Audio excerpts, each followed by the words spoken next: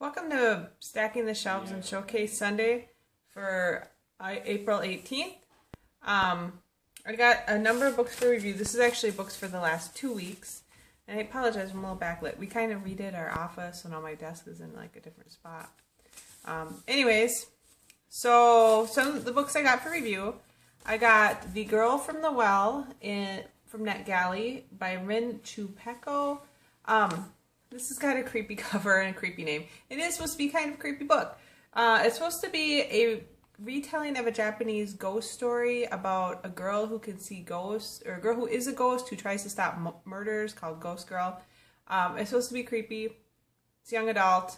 It just sounded really good, and I just thought Japanese setting, kind of fairy tale retelling thing, it should be a pretty good read. So I'm excited to read that. The other one I got for review is In the Shadows by Kirsten White and Jim D. Bartolo.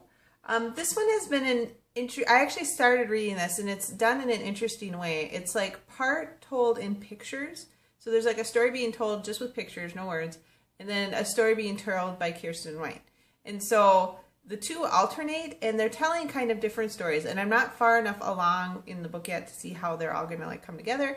But that is what, what that's about. So it's been very interesting, and I'm excited to read. Oh, The Girl from the Well releases the beginning of August, In the Shadows releases the end of April. And then the next one that I got is Fool's Assassin by Robin Hobb. I was a huge fan of Robin Hobb's Farseer trilogy.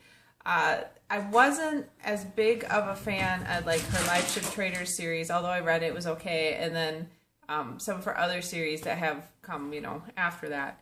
This goes back to dealing with Fitz and Molly and the Fool. And so, we're revisiting characters, and it takes place further along in time, like after the Farseer trilogy, at least that's my understanding, after Fitz and Molly have been living a life together for a while.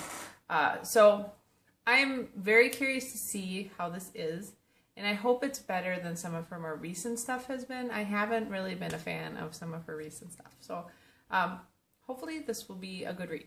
We'll see. All right, the last one I got for review is, I got this through Library Things First Reads program, is The Falconer by Elizabeth May, and this, I know this released like a while ago. I don't know if this is a re-release or what, but it sounds really good. It's supposed to be about an 18-year-old girl who is like a daughter of a Marquess. But she's not. She's just pretending to be a lady, and she's actually a female warrior that's been raised to fight Fae. So she's kind of like a spy and stuff like that. Anyways, it sounded really good. It's kind of supposed to be like historical fantasy type of thing. I have been wanting to read it, so I was excited to get a copy for review. This comes out in May, so you look forward to it. Let's see, what else did I get here?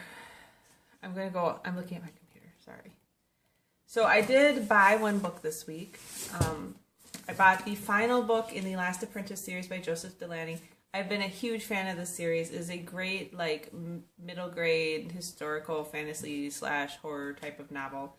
The Fury of the Seventh Son is the final book in the series, and we finally get to see what the Spook and Alice and all these people, it's got the wonderful drawings, and I'm very excited to read this, so I had to buy it right away. I don't know that I'll get to read it quite right away because I have a lot of books I need to read for review, but I have been loving the series, and I highly recommend it to people who like kind of a dark fantasy. So we'll see if he finally gets to defeat the fiend for good.